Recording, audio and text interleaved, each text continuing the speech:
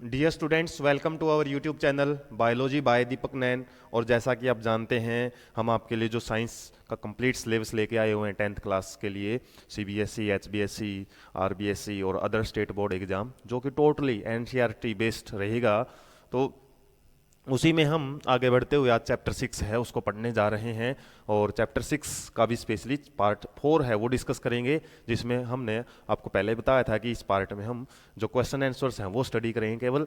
वैसे ये chapter already हमने कंप्लीट कर लिया है फिर भी क्वेश्चंस क्यों? क्योंकि आपको आइडिया लग जाएगा क्वेश्चन किस हिसाब से पूछे जाते हैं। हालांकि बुक में देख के भी आपने आइडिया वो तो ले ही लिया है। लिखना कैसे है, कितनी इन्फॉर्मेशन आपको लिखनी होती है, क्वेश्चन का आंसर है वो आपको यहाँ पे नोट्स डिटेल में तो नहीं प्रोवाइड किए जाएंगे।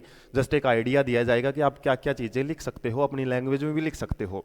एक क्वेश्चन के लिखने के कई तरीके जो उसके आंसर के होते हैं ना, वो आप यहाँ से समझ सकते हो। लिखना आपको अपने तरीके से है। तो हम आज का जो सबसे पहला फर्स्ट ब्लू बॉक्स है इस चैप्टर का वो शुरू कर लेते हैं। और क्वेश्चन फर्स्ट क्या है इसका? What is the difference between A reflex action and walking? Reflex action और वॉकिंग में आपको सिंपली डिफरेंस पूछा हुआ है। और जब डिफरेंस से रिलेटेड क्वेश्चन आ जाए ना, जैसे डिफरेंस आ गया, इसके अलावा डिस्टिंग्यूश आ गया, डिस्टिंग्यूश भी वर्ड आ जाता है, डिस्टिंग्यूश, और उसके बाद एक आ जाता है कंपेयर। तो ऐसे कुछ वर्ड आपको मिल जाए तो कोशिश किया करो आप टेबल बना के आंसर देने की। कई बच्चे क्या करते हैं, बस केवल एक पैराग्राफ में क्वेश्चन पहले रिफ्लेक्स एक्शन के बारे में लिख देंगे, फिर वो एक नेगेटिव इंपैक्ट पड़ता है उससे। तो जैसे आप रिफ्लेक्स एक्शन और ऐसे यदि बात पूछा है इसमें वॉकिंग की, तो इसमें ऐसे टेबल बना के अलग अलग आंसर दोगे। फर्स्ट पॉइंट इसका लिखोगे। जैसे रिफ्लेक्स एक्शन है, क्या होती है? इनवॉलेंट्री होती है। इनवॉलेंट्री होती है ये एक प्रकार की, और ये क्या होती है? वॉलेंट्री एक्शन है, वो हम बोल सकते हैं। तो ऐसे डायरेक्ट लिखने की बजाय आपका टाइम बचता है और टू द पॉइंट आप बढ़ते हो। और इस तरीके से पॉइंट आपने कम भी लिख दिए ना, तो उसमें भी आपका काम बन जाएगा। जैसे 2 नंबर का ही क्वेश्चन हो सकता है मैक्सिमम ये। तो इसके बाद ये क्या है? रिफ्लेक्स एक्शन कंट्रोल की जाती है, कंट्रोल्ड बाय, यदि हम बात करें स्पाइनल कोड, स्पाइनल कोड। और ये किसके द्वारा कंट्रोल की जाती है? कंट्रोल्ड बाय ब्रेन, ब्रेन के द्वारा कंट्रोल की जाती है। यहां पे हम बोल सकते हैं no direct participation of brain, no direct participation of brain. Brain का कोई डायरेक्ट पार्टिसिपेशन नहीं होता। और यहाँ पे तो हालांकि मैंने लिख भी दिया है, या फिर लिख सकते हो डायरेक्ट पार्टिसिपेशन ऑफ ब्रेन है वो यहाँ पे जरूर देखा जाएगा। इसके अलावा और भी पॉइंट यदि आपको कहीं से मिलता है, मेनली तो 2 पॉइंट ही हमारे एनफ रहेंगे। इसके अलावा रिफ्लेक्स एक्शन है ना, सडन होती हैं, हम समझते हैं ये रिएक्शंस एकदम से सडन होती है। हालांकि इनमें थोड़ा सा जरूर टाइम लगता है। ये अलग रिएक्शन तो ये भी फास्ट ही, हमको चलने का सोच लिया, हम चलते जा रहे हैं तो वो भी फास्ट ही है, लेकिन हम बोल सकते हैं ये थोड़ी स्लो होती हैं, slow with comparison to reflex action. Reflex action के कंपैरिजन में थोड़ी स्लो होती हैं। वैसे तो होती तो ये भी फास्ट हैं, लेकिन ये थोड़ा ज़्यादा फास्ट होती हैं। तो ऐसे आप कंपैरिजन कर सकते हो। उसके बाद पूछा आपसे what happens at the synapses. Synapses के बारे में फर्स्ट पार्ट में पढ़ चुके हैं ऑलरेडी। और सिनेप्सिस के बीच में होता क्या है? जब दो न्यूरॉन्स, या फिर बोला हो ना, दो न्यूरॉन्स के बीच में जो खाली गैप होता है, उस सिनेप्स में क्या होता है? उस सिनेप्स में मेनली आपको सिनेप्स यहाँ पे बताने पड़ेंगे। 2 टाइप के सिनेप्स होते हैं, electrical synapse and chemical synapse.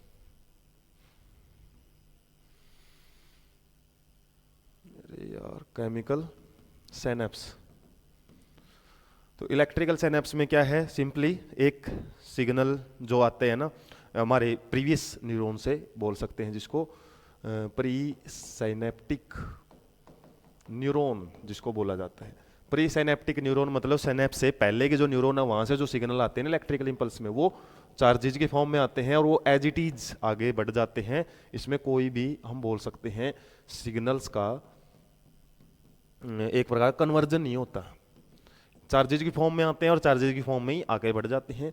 लेकिन केमिकल साइनेप्स के अंदर क्या होता है? यहाँ पे आपका थोड़ा सा गैप होता है। जैसे एक न्यूरॉन ये है, एक न्यूरॉन ये है। पहले वाली न्यूरॉन है प्री साइनेप्टिक न्यूरॉन, बाद वाली को बोला जाता है post synaptic neuron. Post synaptic neuron.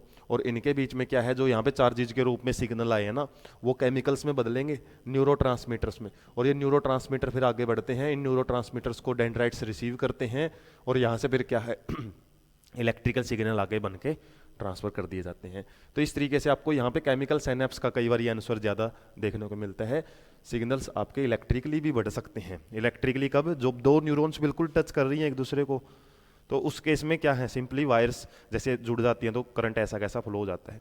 और लेकिन थोड़ा सा गैप है उनके बीच में, तो इस न्यूरॉन से, प्री साइनेप्टिक न्यूरॉन से कुछ केमिकल्स निकलेंगे, वो केमिकल्स को रिसीव करती है पोस्ट साइनेप्टिक न्यूरॉन्स का जो हमारा डेंड्राइट्स वाला भाग है वो। उसके बाद question number 3, which part of the brain maintain posture and equilibrium. ये तो बुक से उठाई हुई बात है। तो पोस्चर मतलब हमारे जो भी खड़ा होने का तरीका, बैठने का तरीका, जो भी हमारी जैसे मुद्रा बोलते हैं इसको, शरीर की मुद्रा क्या है, मतलब किस फॉर्म में है हम, और इक्विलिब्रियम मतलब हमारा बैलेंस करने वाला काम है, वो कौन करता है, वो करता है सेरिबेलम। सेरिबेलम, और सेरिबेलम क्या होता है, ये हाइंड ब्रेन का एक पार्ट होता है सेरिबेलम। उसके बाद सेरिब्रम नहीं है, ये याद रखना, दोनों नाम अलग अलग होते हैं। How do we detect the smell of an agarbatti. अगरबत्ती जो इंसेंस स्टिक होती है, उसका हमको स्मेल का कैसे पता लगता है। सिंपली वो स्मेल्स क्या हैं, जैसे उसके पार्टिकल्स हैं, एक प्रकार का जो डस्ट तो नहीं बोलेंगे, जो भी उसके धुएं में एक पार्टिकल्स हैं, वो पार्टिकल हमारी नाक में जाते हैं, नाक में जो म्यूकस है या फिर जो एक मॉइस्चर लेयर है उसके अंदर घुलते हैं, और वहाँ पे फिर वो डिटेक्ट किए जाते हैं किसके द्वारा, ओल्फैक्टरी, जो एक प्रकार के बोल सकते हैं receptors, olfactory receptors present in. यदि हम बात करें कहाँ प्रेजेंट होते हैं, olfactory receptors present in our nasal epithelium. Nasal epithelium कहाँ होती है, एपिथेलियम मतलब ऊपर की लेयर, और ये कहाँ प्रेजेंट होती है, हमारी नेजल कैविटी में। नेजल कैविटी में, और आपको बताया है जो भी पार्टिकल्स होते हैं, एक प्रकार के स्मोक पार्टिकल्स जिसको बोल सकते हैं, वो कहाँ आते हैं, ओल्फैक्टरी रिसेप्टर्स के पास, जैसे हम सांस लेते हैं, और ये किस में डिजोल्व हो जाते हैं। पहले तो डिजोल्व होना बड़ा जरूरी है इनका, डिजोल्व्स इन वाटर, वाटर के अंदर जो डिजोल्व्स, क्योंकि वाटर की लेयर बनी ही रहती है, और यदि वाटर की लेयर बिल्कुल सूख जाएगी ना, फिर हमको पता ही नहीं लगेगा स्मेल का क्या है। तो वाटर ज़्यादा हो वो भी प्रॉब्लमेटिक हो सकता है, सिग्नल पहुंच ही ना पाए, हो सकता है काफ़ी मोटी लेयर बना रखी है वाटर ने, या फिर बिल्कुल सूखी हुई है, तो उस केस में भी आपको स्मेल का पता नहीं लगेगा। सिंपली यहाँ पे पूछा हुआ है केवल ओल्फैक्टरी रिसेप्टर से रिलेटेड। फिर ओल्फैक्टरी रिसेप्टर्स क्या करते हैं, इन सिग्नल्स को फिर इलेक्ट्रिक सिग्नल में बदल देते हैं, इलेक्ट्रिकल सिग्नल्स। और इलेक्ट्रिकल सिग्नल्स फिर कहाँ लेके जाती हैं, ये यहाँ से ओल्फैक्टरी न्यूरॉन्स निकलती हैं, ओल्फैक्टरी न्यूरॉन्स, और ये न्यूरॉन्स कहाँ लेके जाएंगे, फिर ओल्फैक्टरी सेंटर है जो हमारे ब्रेन का, तो वहाँ पे लेके जाएंगे, सिग्नल को एनालाइज किया जाएगा, फिर पता लगाया जाएगा किसके मतलब बोल सकते हैं किस चीज़ की स्मेल है। तो इस तरीके से जो एक प्रकार का हम बोल सकते हैं सिग्नल्स एक से आगे बढ़ते रहते हैं। What is the role of brain in reflex action, ये तो बार बार मैं डिस्कस करता आ रहा हूँ। डायरेक्ट पार्टिसिपेशन नहीं है, जब रिफ्लेक्स एक्शन कंप्लीट हो जाएगी ना, तब तक कोई डायरेक्ट पार्टिसिपेशन नहीं है। यदि हम बात करें इसमें role of brain in reflex action,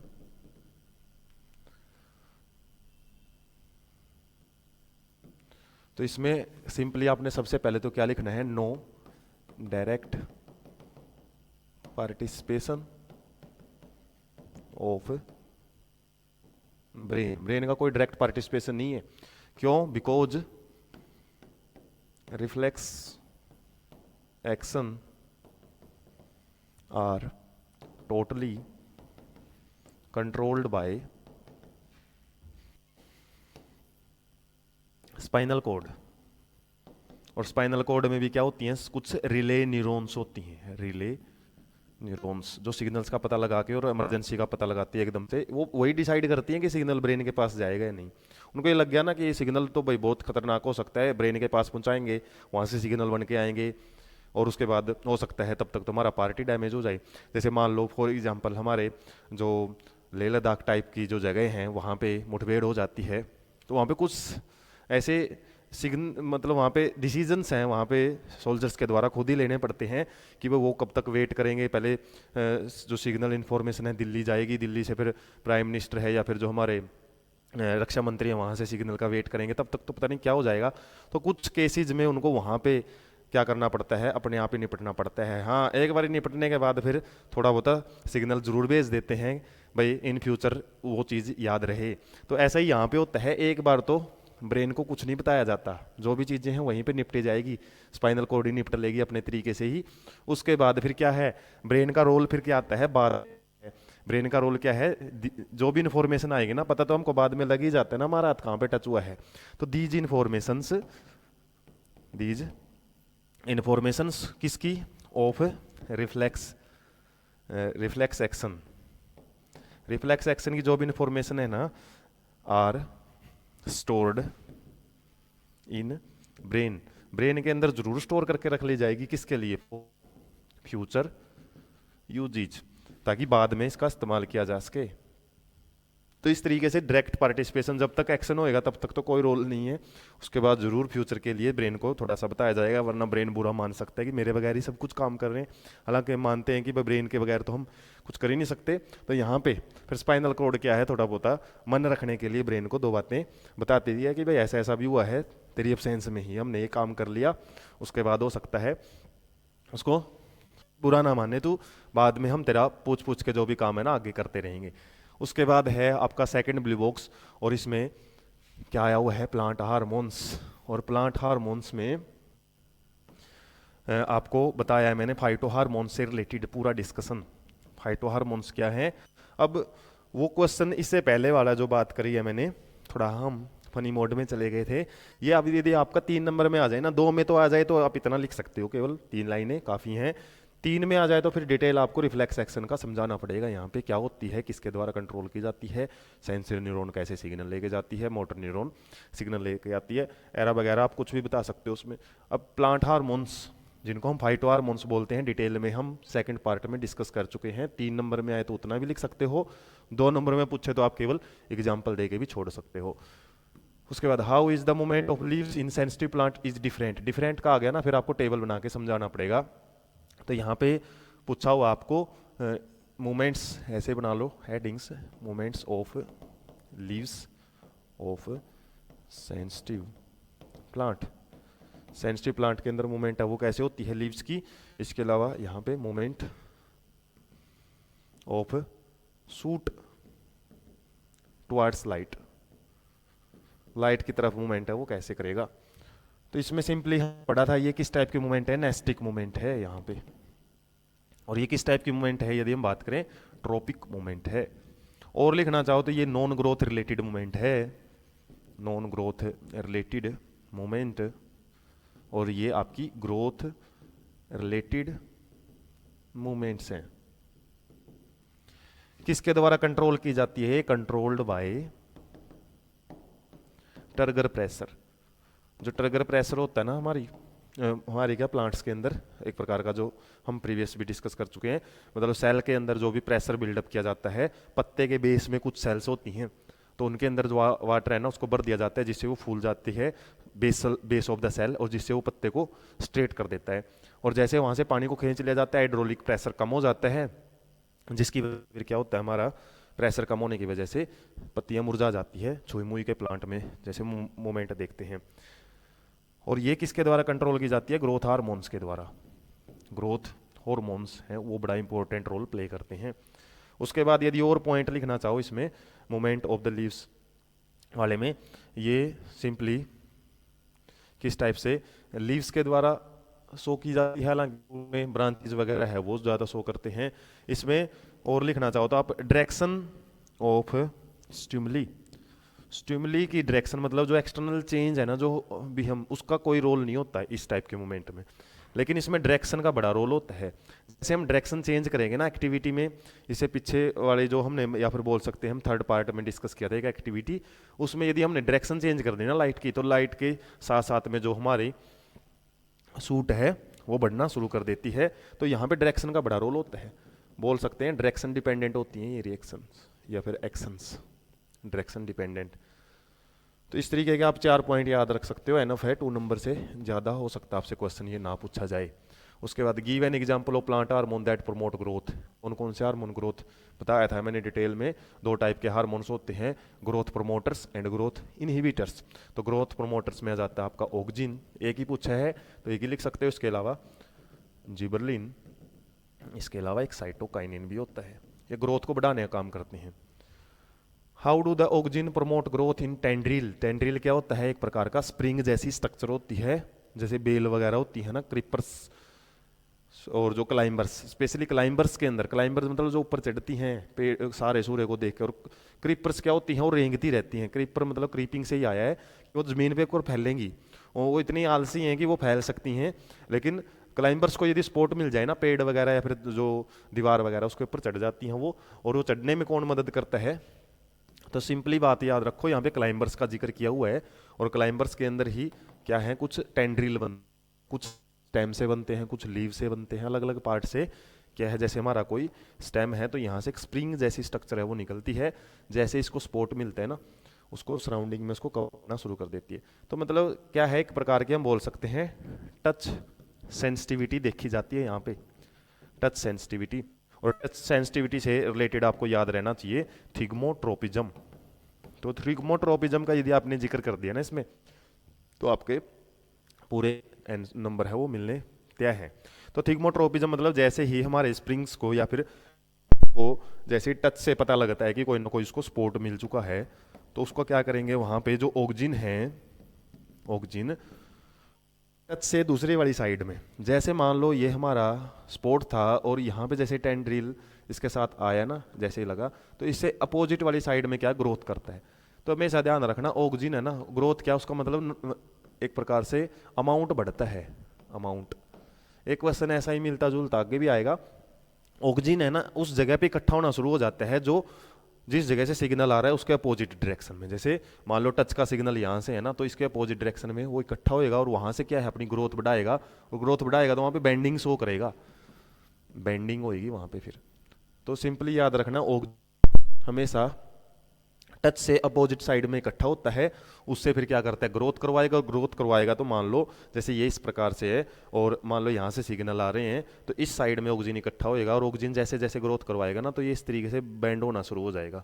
क्योंकि सिंपली आप याद यहाँ से देख भी सकते, जैसे इस से है और यहाँ पे ऑक्सीजन इकट्ठा हुआ ना, तो इसने ग्रो कराना शुरू कर दी, ये वाला पार्ट ग्रो कर ही नहीं रहा है, जिसकी वजह से हमारा पार्ट है ना इस तरीके से बैंड होना शुरू हो जाता है। तो सिंपली इसमें याद रखना है थिग्मोट्रोपिज्म, ऑक्सीजन कहाँ इकट्ठा होएगा, जिस साइड से हमारा डायरेक्शन आ रही है, मतलब जिस डायरेक्शन से हमारा रिस्पॉन्स आ रहा है ना, रिस्पॉन्स थोड़ी स्टिमुली, तो उसके अपोजिट डायरेक्शन में इकट्ठा होता है। उसके बाद एक्सपेरिमेंट डिजाइन करना है आपको, क्या करने के लिए, हाइड्रोट्रोपिज्म को शो करने के लिए। तो एक्सपेरिमेंट डिजाइन करने के लिए सिंपली हम क्या कर सकते हैं, एक पोर्ट ले सकते हैं, थोड़ा सा बड़ा पोर्ट लेना पड़ेगा हमको, या फिर हो सकता है कोई बड़ा सा बर्तन, और उसके अंदर हमने सिंपली मिट्टी के अंदर एक पौधा लगाया हुआ है, तो टेक ए पोटेड प्लांट ऐसे बोल सकते हो। और उस पोटेड प्लांट को हमने क्या करना है, फिर एक साइड से यहाँ पे वाटर है ना एक डायरेक्शन में छोड़ना है, ये नहीं इसकी जड़ों के पास छोड़ने, हमने एक डायरेक्शन सी में छोड़ना है। और उसके बाद क्या होएगा, कुछ दिनों के बाद यदि हम कुछ प्लांट को उखाड़ के देखेंगे आराम से, एकदम से उखाड़ेंगे तो जड़ें टूट जाएंगी, तो उसके अंदर जो बेंडिंग है ना वो रियली में हमको रूट्स की किसकी तरफ बढ़ी हुई दिखाई देंगी, वाटर सोर्स की तरफ। तो यहाँ पे आपका जो थोड़ा सा रियलिस्टिक मैं डायग्राम बनाऊँ, तो इस टाइप से आपको जड़ें है ना वो ऐसी ऐसी बढ़ी हुई मिलेंगी इसकी तरफ, ऐसे। तो इस टाइप का जो भी मूवमेंट टुवर्ड्स वाटर है, इसी को हम हाइड्रोट्रोपिज्म बोलते हैं। लिखना सिंपली आपने कैसा है, टेक ए पोटेड प्लांट, उसके बाद क्या करेंगे हम, supply water to plant from one side of pot, pot के एक साइड से हमने वाटर सप्लाई करना है इसको। और after few days when we see the roots of plants by gently removing it from soil. Gently का मतलब नरमाई से, ये नहीं एकदम से उखाड़ दिया तो जड़ें ही टूट जाएंगी। देखो एक इस चीज़ को आप, मिट्टी के आर पार तो देख ही नहीं सकते। तो सिंपली हम क्या करेंगे फिर, देख सकते हैं जो बेंडिंग है ना, यहाँ पे लिख सकते हैं fourth point, bending of roots towards water source shows hydrotropism. Simply hydrotropism वो शो करती है। तो इस तरीके से एक बार आपको कॉन्सेप्ट समझ में आना मैटर करता है। उसके बाद लिखना तो आप खुद भी सकते हो और अपने हिसाब से भी थोड़ा बहुत चेंज कर सकते हो। उसके बाद ये टेबल है ऑलरेडी हम पार्ट थर्ड में डिस्कस कर चुके हैं और ये आपका होमवर्क रहेगा, वहाँ से आप इसको कंप्लीट जरूर करें। एक एक चीज़ मैंने क्लियर करवाई है पार्ट थर्ड, और ये देख लिया तो आपको दोबारा यहाँ पे टाइम वेस्ट करने की ज़रूरत नहीं है, प्रैक्टिस के लिए आप उसको भर सकते हो। उसके बाद इन टेक्स्ट क्वेश्चन ही है थर्ड, और ये मेरे ख्याल से लास्ट रहेगा। उसके बाद एक्सरसाइज क्वेश्चन है शायद, वो हम शुरू कर लेंगे। तो इसमें देख लेते हैं, how does the chemical coordination take place in animals. Animals में यहाँ पे डिटेल में मैंने अलग करवाया हुआ है, एंडोक्राइन सिस्टम एक्सप्लेन करना है। और फर्स्ट पार्ट में जहाँ पे एंडोक्राइन सिस्टम शुरू हो गया ना, एंडोक्राइन ग्लैंड शुरू होगी, वहाँ से आपको कंप्लीट समझना है कितने टाइप की ग्लैंड है, कौन सी ग्लैंड कहाँ प्रेजेंट है। मैंने कंप्लीट टेबल से, हालांकि इससे पहले वाली टेबल को भी आपने एक्सप्लेन कर दिया, वो भी एनफ है। तो किस तरीके से, और हाउडो में आप थोड़ा सा, जैसे मैंने थर्ड पार्ट में भी डिस्कस किया था, हाइपोथैलेमस से रिलेटेड भी थोड़ा अलग से जिक्र कर सकते हो। हाइपोथैलेमस क्या करती है, कुछ हार्मोन्स हैं, रिलीजिंग हार्मोन्स वो सिक्रिएट करती है, जो कि पिट्यूटरी ग्लैंड्स के ऊपर एक्शन होता है। और पिट्यूटरी ग्लैंड्स क्या करती है फिर, रेगुलेटिंग हार्मोन सिक्रिएट करती है, रेगुलेटिंग हार्मोन्स। और ये रेगुलेटिंग हार्मोन्स क्या है, डिफरेंट ग्लैंड्स के ऊपर काम करते हैं। एक फ्लो चार्ट से ऐसा भी बना सकते हो आप, डिफरेंट ग्लैंड्स पे काम करेगा और डिफरेंट ग्लैंड से डिफरेंट सिक्रीशंस या हार्मोन्स रिलीज करवाती है, और वहीं से फिर क्या है आपके अलग अलग टाइप के एक्शंस परफॉर्म होने शुरू हो जाते हैं। तो इस तरीके का एक फ्लो चार्ट, और ये फ्लो चार्ट आपको थोड़ा सा एक आइडिया दे रहा हूँ मैं कि जितने भी फ्लो चार्ट्स होते हैं हमारे, चाहे 2 नंबर में बने, आपसे इस तरीके का बना सकते हो। इसके अलावा डायग्राम्स, इसके अलावा जो ग्राफ वगैरह आ जाता है, इसके अलावा कोई रिएक्शन आ जाती है, जैसे हमने डाइजेस्टिव सिस्टम में पढ़ी थी कौन सा एंजाइम कैसे काम करता है। तो इनको जितना ज़्यादा आप हाईलाइट करते हो ना, कितने नंबर का क्वेश्चन हो, आपके पूरे के पूरे नंबर यहाँ से श्योर हो जाते हैं। क्योंकि एग्जामिनर को जितना ज़्यादा आप कंफर्टेबल जोन में रखोगे, जो इन्वेस्टिगेटर टेस्ट करता है, पेपर आपका चेक करता है, तो उतने ज़्यादा नंबर उससे छूटते हैं। जितना उसको कंफ्यूज करके चलोगे, पैराग्राफ लिख रहे हो, समझ में आ नहीं रहा कौन सा टॉपिक कहाँ से उठा रहे हो, तो वहाँ से आपको प्रॉब्लमेटिक हो सकती है, नंबर लेने में आपको प्रॉब्लम फेस करनी पड़ सकती है। तो इनका बड़ा रोल रहता है। Next, why is the use of iodised salt is advisable.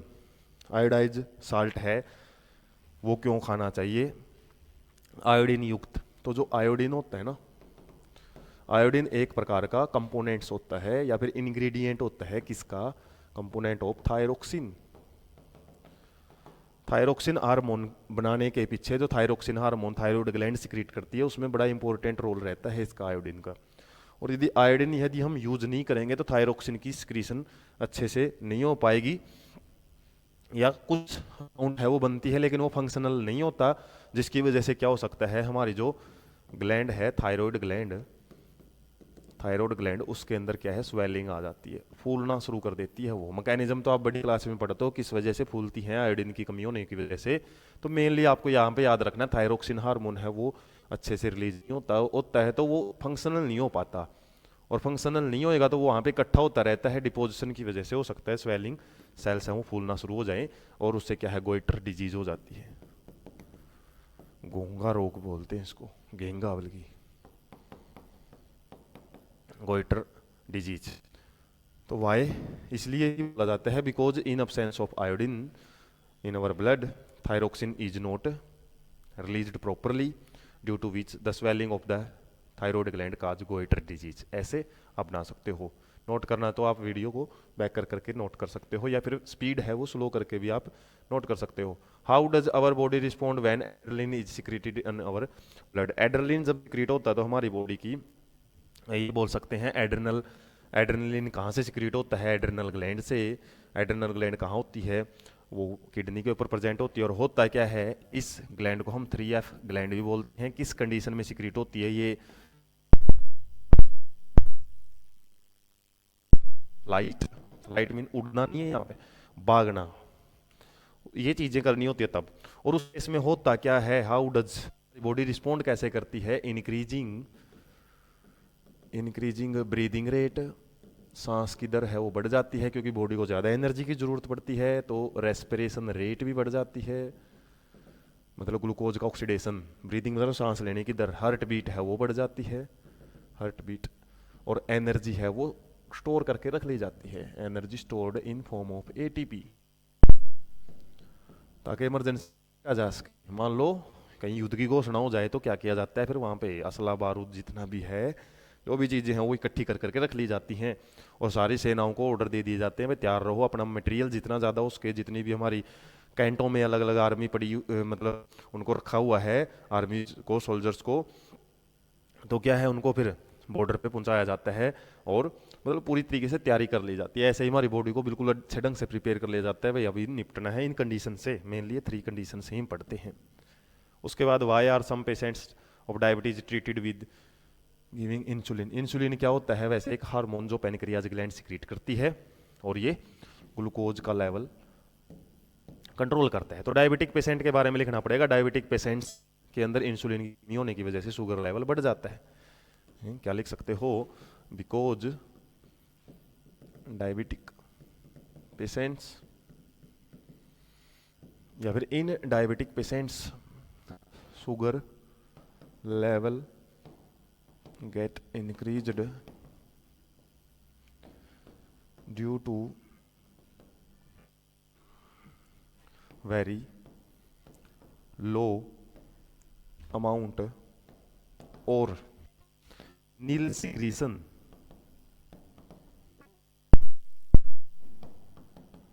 by pancreas। और इसमें लिख सकते हो इंसुलिन रेगुलेट का मतलब कंट्रोल करना, एक प्रकार से कंट्रोल भी लिख सकते हो। रेगुलेट्स द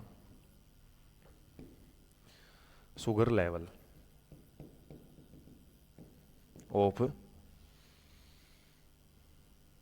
ब्लड का शुगर लेवल कंट्रोल करता है, मतलब ये कम करके रखता है।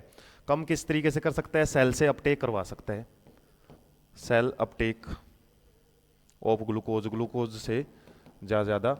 और इसके अलावा ग्लाइकोजीनोलाइसिस,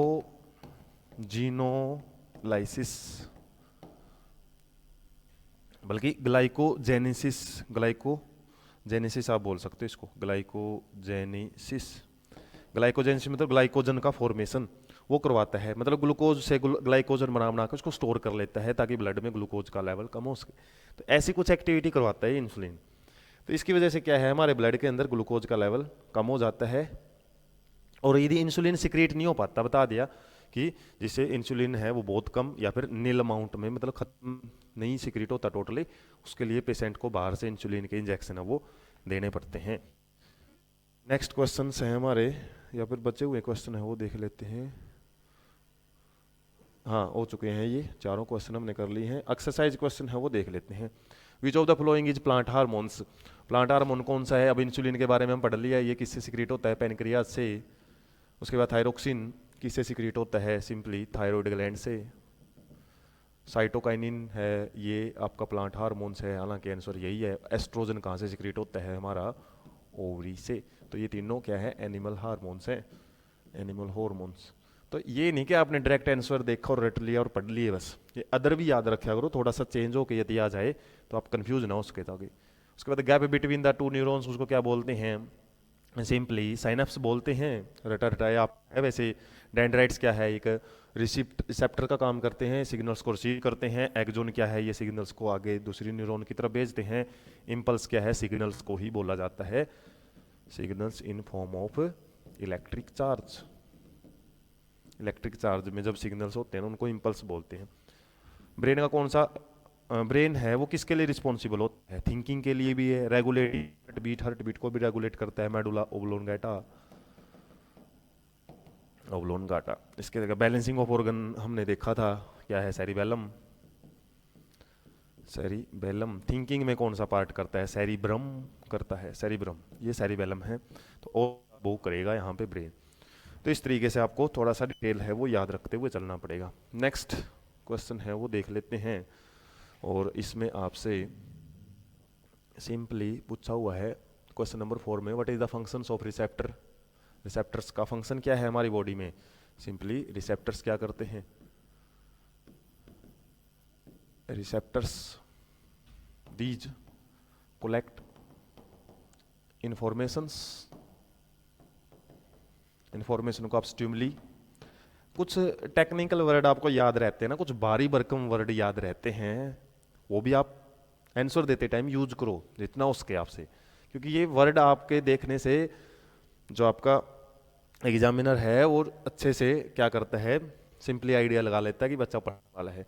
तो स्टिमुली को वो कलेक्ट करते हैं फ्रॉम एक्सटर्नल एनवायरनमेंट, हमारे बाहर से जो भी एनवायरनमेंट से जो सिग्नल है ना वो अच्छे से क्या कर लेते हैं, वो रिसीव कर लेते हैं और उसको क्या भेज देते हैं फिर, then convert these stimuli into electrical signal बोल सकते हो, और सिग्नल्स को फिर किस पे भेज दिया जाता है, ट्रांसफर्ड टू ब्रेन, ब्रेन के पास उनको भेज दिया जाता है। उसके बाद आपसे सेकंड क्वेश्चन पूछा हुआ, think of a situation where receptors do not work properly. तो यदि हमारे पास यदि कोई रिसेप्टर ढंग से काम ना करे तो क्या होएगा? तो आपने लिखना है if receptors don't work properly, यदि हमको अच्छे से ये काम करके ना दें तो क्या प्रॉब्लम हो सकती है? Informations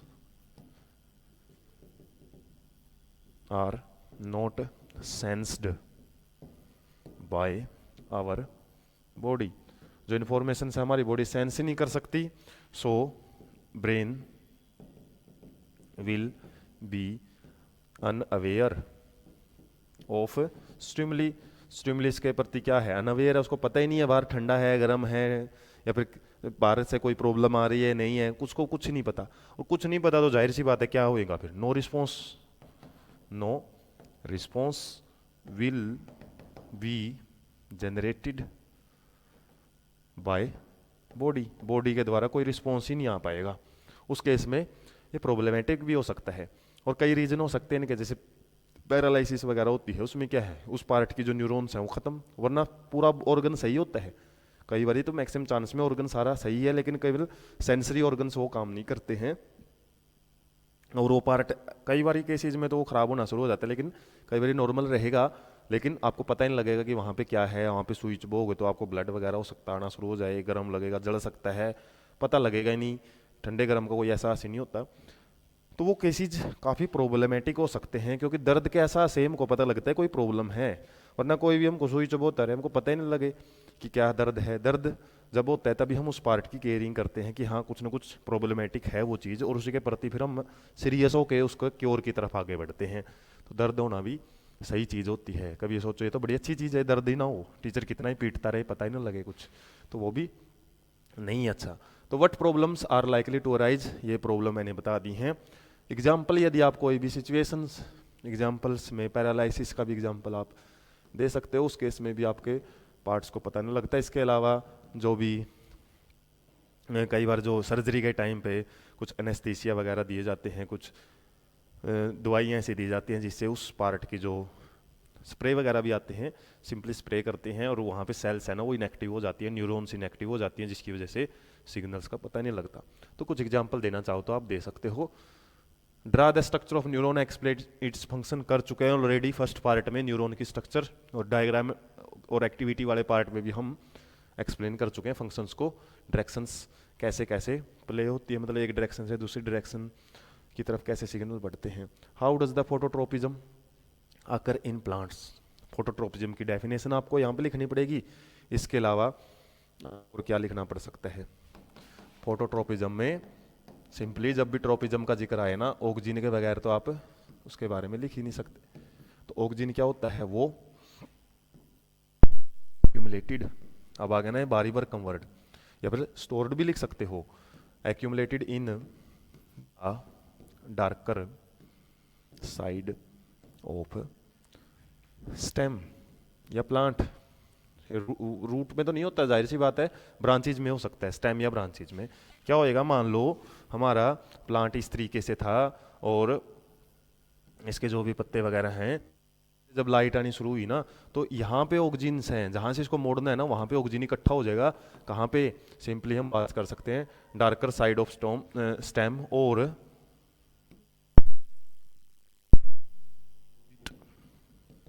to stimuli.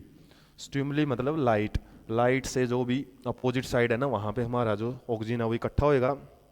और ऑक्सीजन क्या करवाता है?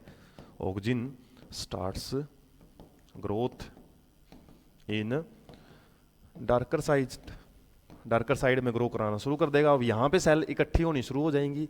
अब सेल यहाँ पे इकट्ठी होंगी, यहाँ पे कम है, तो जाहिर सी बात है क्या होएगा, हमारा पार्ट है प्लांट पार्ट, वो मुड़ना शुरू हो जाएगा। Due to growth of cells in darker region our plant, या फिर सिंपली प्लांट स्टेम या branch starts bending towards light, light की तरफ है वो बेंड होनी शुरू हो जाएगी। तो इसमें आप दो मतलब डायग्राम से भी दे सकते हो एग्जांपल को समझाने के लिए। एक बार सीधा प्लांट दिखा दो, उसके बाद वहाँ पे थोड़ा सा ऐसे डॉट से लगा के ऑक्सीजन दिखा दो, या फिर ऑक्सीजन की एक प्रकार से एक्यूमुलेशन, और अगले वाले पार्ट में आप उसको बेंड किया हुआ, फिर अगले डायग्राम में बेंड किया हुआ दिखा सकते हो। 3 नंबर में डायग्रामेटिकली एक्सप्लेन कर सकते हो, 2 नंबर में केवल डेफिनेशन और लिख सकते हो इसके बारे में। और क्या था हमारा question? Which signals will get disrupted in case of spinal cord injury. अब स्पाइनल कॉर्ड के अंदर इंजरी होती है तो ब्रेन तो सारे के सारे सिग्नल पूरी बॉडी के स्पाइनल कॉर्ड के जरिए ही कंट्रोल करता है। और स्पाइनल कॉर्ड तो क्या है, एक ऐसी मेन लाइन है, जैसे हमारे शहर में या फिर गांव में जो लाइट आती है वो किसी एक मेन लाइन से आती है। और उस मेन लाइन में फॉल्ट आ जाए ना कहीं, तो क्या होएगा, पूरे के पूरे शहर की जो हो सकता है इलेक्ट्रिसिटी है वो खत्म हो जाए, या फिर पूरे गांव की। और ऐसे ही यदि मान लो गांव में आने से पहले फिर वो लाइन है, मेन लाइन, वो डिवाइड कर दी जाती है अलग अलग मोहल्ले के हिसाब से। अब वहाँ पे ट्रांसफार्मर वगैरह है, मान लो एक जगह का ट्रांसफार्मर में गड़बड़ी आ जाती है तो उस साइड की जो लाइट है वो नहीं आएगी, बाकी हो सकता है दूसरी साइड में लाइट हो, तो लोग क्या करते हैं फिर अपनी लाइट है वो बड़ी चेंज करते हैं दूसरी साइड में। गाँव में ज़्यादातर होता है, शहरों में हालांकि अभी तो एक फिक्स लाइन है, मीटर वगैरह लगने शुरू हो गए हैं, तो वो चांसेस नहीं है। क्या होता है वैसे सिग्नल्स ऐसे इस तरीके से डिपेंड करता है किस जगह पे इंजरी है। ऐसे स्पाइनल कॉर्ड की बात है, स्पाइनल कॉर्ड हमारी बॉडी में देखते हैं हम नेक रीजन से शुरू होकर जाती है और बिल्कुल पीठ तक, बैक लोअर रीजन तक रहती है। अब किस जगह पे मान लो नेक रीजन में आ गई स्पाइनल कॉर्ड के अंदर इंजरी, तो नेक से नीचे वाला जो पार्ट है वो डैमेज ही मानो आप, पूरा का पूरा पार्ट से ना कोई इन्फॉर्मेशन आ रही है ना कोई इन्फॉर्मेशन जा रही है, तो ऐसे केस में ब्रेन डेड इंसान को बोल दिया जाता है कि ब्रेन काम कर रहा है, उसका सिग्नल नहीं आ जा रहे उसके पास। तो ऐसे केस में उसके ऑर्गन वगैरह वो डोनेट कर दिए जाते हैं, और ऑर्गन डोनेशन होने के बाद फिर वो इंसान की बॉडी भी डेड मान ली जाती है। क्योंकि जब ऑर्गन से मतलब मान लो ऑर्गन डोनेट हो चुके हैं सारे के सारे, तो बॉडी के फंक्शनिंग है वो रुक जाएगी, जो लंग्स वगैरह काम करना बंद कर देंगे, इस वजह से वो इंसान वैसे भी मरा ही हुआ है। वैसे तो ब्रेन डेड बहुत कोमा में जिसको हम बोल देते हैं चला गया, तो कोमा में वापस लौटने के चांसेस बिल्कुल नए के बराबर होते हैं। कई बार चमत्कार हो जाते हैं, भगवान कई बार चांसेस दे देते हैं लोगों को दोबारा जीने का, तो वो अलग केस है। मैक्सिमम केस में वेट किया जाता है, कई कई साल भी वेट कर लेते हैं लोग कि भाई 5 साल हो गए 10 साल हो गए, तो कई बार लगता है भाई चांसेस, पूरी उम्मीदें जब साथ छोड़ना शुरू कर देती है, तो उस केस में फिर उसके ऑर्गन डोनेट कर दिए जाते हैं। क्योंकि ऑर्गन तो काम कर रहे हैं, सारी बॉडी सही है, लेकिन सिग्नल ही ब्रेन के पास नहीं पहुंच रहे, तो ब्रेन किस चीज़ को कंट्रोल करेगा। तो उस केस में जैसे स्पाइनल कॉर्ड की इंजरी से सिग्नल्स डिसरप्ट हो जाते हैं, हमारे सिग्नल से नहीं पहुंच पाते, सेंसरी न्यूरॉन मोटर न्यूरॉन काम ही नहीं कर पाती। अब उसके बाद मान लो किसी चेस्ट रीजन के साइड में या फिर एब्डोमिन रीजन में है, मान लो एब्डोमिन रीजन में स्पाइनल कॉर्ड इंजरी होगी, तो एब्डोमिन रीजन के अंदर ये जो सिग्नल ब्रेन के पास जाने थे वो सिग्नल मान लो अपनी लेग्स के सिग्नल है, कईयों की लेग काम नहीं करती है। पैरालिसिस के केस में भी ऐसा ही होता है, कोई पार्ट है जैसे मान लो एक साइड का हिस्सा है वो डैमेज हो जाता है, किसी की एक टांग में पैरालिसिस आ जाती है। तो इस तरीके से मतलब डिपेंड करता है किस पार्ट में इंजरी आ जाती है। तो ऐसे ही यहाँ पे इंजरी आ गई तो मान लो इस नीचे वाला पार्ट है, हो सकता है हाथ वगैरह काम करते रहे ढंग से, हो सकता है इस साइड में मान लो इंजरी आ गई तो हाथ भी ना काम कर पाए। तो डिपेंड करता है कितनी नर्व्स को डैमेज हुआ है। हो सकता है हाथ हाथ वाली नर्व्स हैं वो डैमेज हो चुकी हैं, बाकी नर्व्स सही हैं। तो पर्टिकुलर जगह पे डिपेंड करता है कि कितने सिग्नल डिसरप्ट होंगे ना, उसी बेस पे स्पाइनल कॉर्ड का जो इफेक्ट है बॉडी में वो देखा जाएगा इसकी इंजरी का। और स्पाइनल कॉर्ड की इंजरी के बारे में आप जब भी बताते हो तो सिंपली यही बताना पड़ेगा आपके, द इफेक्ट ऑफ इंजरी या फिर spinal cord injury, cord injury depend on its location, किस साइड ये। तो वहां पे आप एग्जांपल अपने हिसाब से भी दे सकते हो। और सिंपली थोड़ी एक साइंटिफिक बात पहले लिख लो, spinal cord injury disrupt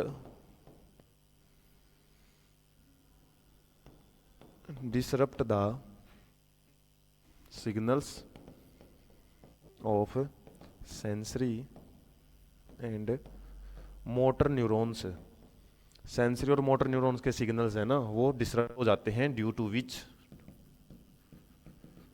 brain is, वही बातें हैं जो अभी हमने डिस्कस की थी, brain is unaware of its surrounding या फिर जो भी स्टिमुली है उनके प्रति वो अनअवेयर होता है। अनअवेयर होएगा तो वहां से सिग्नल्स आ ही नहीं रहे तो क्या है फिर वो, no response will be generated, कोई रिस्पॉन्स ही नहीं बनेगा। और इस केस में आपको क्या देखने को मिल सकता है, वो पार्टिकुलर पार्ट है ना, हम बोल सकते हैं आगे लिखना चाहो तो due to which that particular part undergo paralysis। ठीक है, उस भाग में मतलब ये मान सकते हो हम आगे लकवा वगैरह है या फिर वो भाग काम करना ही बंद कर देता है, एक्शंस नहीं परफॉर्म करेगा। हालांकि उसके अंदर सेल्स वगैरह वो लिविंग जरूर हो सकते हैं, सर्कुलेटरी सिस्टम काम कर रहा है, वहाँ पे सेल्स हैं, उनके पास न्यूट्रिशन आ रहा है, सारा कुछ है, लेकिन जाहिर सी बात है वहाँ पे फिर सिग्नल्स आप उसको कंट्रोल नहीं कर सकते हो। तो ऐसा ही लगभग इसका आंसर रहेगा आपका। और आप अपने हिसाब से जैसे मैंने एग्जांपल दिए कहाँ पे इंजरी है तो मॉडिफाई कर सकते हो। तो एग्जामिनर ये रटे रटाए आंसर कभी नहीं पढ़ता, आपके वे बुक में से वो बुक लेके बैठता है, ठीक है, और उसके बाद आपके आंसर्स हैं वो चेक करेगा, मिला मिला के इज की जगह इज लिखा होना चाहिए, आर की जगह ये आगे पीछे कर दिया, ऐसा कुछ नहीं होता है। बड़े ही सोचे समझे तरीके से आपके एग्जाम है वो चेक, पेपर्स हैं वो चेक किए जाते हैं। तो अपने जो क्रिएटिविटी है उस पर भी आप गौर करो, ये नहीं है कि रटाई चीज़ें हैं बस हेल्प बुक से रट लिया और छया पाए उस ऐसा, क्रिएटिविटी जरूर डाला करो अपने तरीके से। और एक जगह की दी हुई क्रिएटिविटी ना आपके बहुत सारे क्वेश्चंस के आंसर्स या फिर बहुत ज़्यादा क्वेश्चंस के नंबर है सिक्योर कर देती है। एग्जामिनर को लग जाता है कि आपका अच्छे से मतलब क्रिएटिविटी या कॉन्सेप्चुअलिटी आपकी अच्छे से क्लियर है। उसके बाद कुछ क्वेश्चंस हैं और कर लेते हैं। How does chemical coordinations occur in plants, plants के अंदर केमिकल कोऑर्डिनेशन कैसे होती है। सिंपली यहाँ पे जो जिक्र किया हुआ है ना, कहाँ जाएगा भाई, सोलो तो तेरे को करके ही मानेंगे, तो यहाँ पे देख लेते हैं chemical coordination occur in plants कैसे होता है। फाइटो हार्मोन्स का जिक्र करना है, फाइटो हार्मोन्स आया था ना क्वेश्चन अभी, फाइटो हार्मोन्स की डिटेल समझा दो कैसे कैसे होता है उसमें। केमिकल्स सिंपली हार्मोन्स का डिटेल करना है आपने। What is the need of systems of control and coordination in an organism, control and coordination system की क्या जरूरत है to perform body activities in ordered way. Body activity को ऑर्डर वे में रखने के लिए कंट्रोल की जरूरत है। To give response according to different stimuli, अलग अलग टाइप की जो स्टिमुलीज हैं उनके प्रति क्या करने के लिए, रिस्पॉन्स देने के लिए। तो मेनली तो ये ज़्यादा डिटेल में क्वेश्चन नहीं आपसे पूछा हुआ है। डिटेल में आ जाए तो कंट्रोल एंड कोऑर्डिनेशन को डिटेल में ही आप एक्सप्लेन कर दो, प्लांट में कैसे है, एनिमल में कैसे है, हार्मोन्स कैसे रोल प्ले करते हैं। तो इसमें व्हाट इज द नीड, इसने नीड से रिलेटेड पूछा हुआ है, मतलब इंपॉर्टेंस आपसे पूछी हुई है। और इंपॉर्टेंस में हालांकि ये दो बातें ही हेल्पफुल हैं और भी हो सकती हैं, देखो अपने तरीके से, यदि आप कहीं ना कहीं और कोई अच्छा पॉइंट मिलता है। वैसे तो बॉडी की एक्टिविटीज को मेंटेन करने के लिए, जैसे लाइफ प्रोसेसेस हमने पढ़ी थी, उनको कंट्रोल करने के लिए ज़रूरी है। इसके अलावा हमारी बॉडी एनवायरनमेंट के हिसाब से कैसे अपने आप को चेंज करती है, कैसे कैसे रिस्पॉन्स देती है, उसके लिए बड़ा ज़रूरी है। उसके बाद how are involuntary actions and reflex action different. अब यहाँ पे भी डिफरेंस आपसे पूछा हुआ है, किसके बारे में, इनवॉलेंट्री और रिफ्लेक्स होती दोनों ही क्या है, रिफ्लेक्स एक्शन भी एक टाइप से इनवॉलेंट्री होती है। तो इनवॉलेंट्री का तो आप डिफरेंस यहाँ पे नहीं दे सकते, और डिफरेंस से रिलेटेड मैंने बताया था जब भी ऐसा आ जाए तो इनवॉलेंट्री और रिफ्लेक्स, अब रिफ्लेक्स भी इनवॉलेंट्री ही है, लेकिन इनवॉलेंट्री एक्शंस मेनली हमारी हाइंड ब्रेन के द्वारा कंट्रोल की जाती है, हाइंड ब्रेन कंट्रोल करता है, जबकि ये किसके द्वारा, स्पाइनल कॉर्ड के द्वारा कंट्रोल की जाती है। और इनवॉलेंट्री एक्शंस क्या करती हैं, मेनली हमारे इंटरनल ऑर्गन्स को कंट्रोल करती हैं। फंक्शनिंग ऑफ इंटरनल ऑर्गन भी आप लिख सकते हो, इंटरनल ऑर्गन्स की जो फंक्शनिंग है उसको कंट्रोल करती है। जबकि ये क्या करती हैं, रिफ्लेक्स एक्शन इमरजेंसी कंडीशंस में, इमरजेंसी कंडीशंस में ही परफॉर्म होती हैं, इमरजेंसी कंडीशंस में परफॉर्म होती है, नॉर्मल कंडीशंस में भी काम करती रहती हैं। और एक बात वहाँ पे भी है, यहाँ भी हालांकि आ चुका है, there is no direct role in the reflex action, और यहाँ पे भी लिख सकते हैं हम डायरेक्ट रोल होगा किसका, इनवॉलेंट्री एक्शंस को कंट्रोल करने के लिए। तो इनवॉलेंट्री एक्शंस का एक टाइप है या फिर एक सिंपल एक पार्ट है रिफ्लेक्स एक्शन, लेकिन इनवॉलेंट्री एक्शंस में काफ़ी सारी और भी एक्शंस आ जाती हैं, किसके द्वारा कंट्रोल होती है। इसके अलावा ऑटोनोमिक नर्वस सिस्टम भी हम बोल सकते हैं, सेंसरी एंड मोटर न्यूरॉन्स। तो ऐसे आप दो डिफरेंस है वो भी बता सकते हो। इसके अलावा सडन हो जाती हैं ये रिएक्शंस है ना, सडन होती हैं, ये भी लिख सकते हो। इनको थोड़ा सा टाइम लगता है with comparison to reflex action. तो इस केस में आप ऐसे कुछ अपने हिसाब से पॉइंट एक दो और कर सकते हो। नेक्स्ट बचे हुए दो क्वेश्चन हैं और कर लेते हैं, और दोनों में आपसे यहाँ पे पूछा हुआ है कंपैरिजन, कंपेयर आ गया ना, कंपेयर एंड कॉन्ट्रास्ट, तुलना करनी है हमने। और तुलना जाहिर सी बात है टेबल बना के ही कर सकते हो, और ये बड़ा ही इंपॉर्टेंट क्वेश्चन है। मैंने जब डिस्कस कर रहे थे स्पेशली कौन सा फर्स्ट पार्ट, उसमें लास्ट में बोला भी था जिस क्वेश्चन आपको जरूर मिलेगा, हार्मोनल एंड नर्वस कंट्रोल से रिलेटेड डिफरेंस बताओ।